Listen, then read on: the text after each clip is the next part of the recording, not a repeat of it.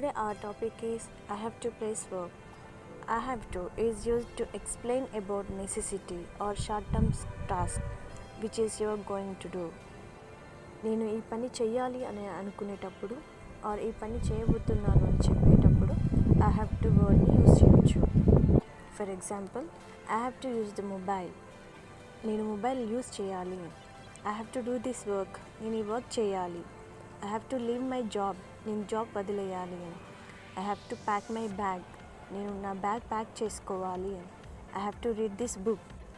నేను ఈ బుక్ చదవాలి అని. I have to repair my laptop. నేను ల్యాప్టాప్ రిపేర్ చేసుకోవాలి.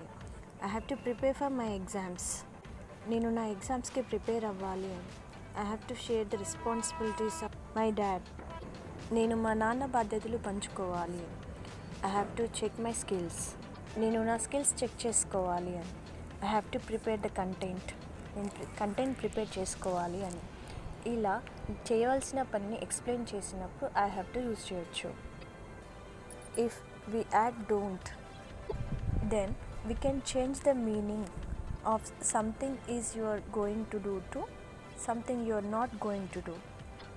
మనం డోంట్ అనే వర్డ్ని యూజ్ చేయడం వల్ల నువ్వు చేయబోతున్నావు అనే మీనింగ్ని నువ్వు చేయాలనుకోవట్లేదు అనే మీనింగ్కి కన్వర్ట్ చేయొచ్చు.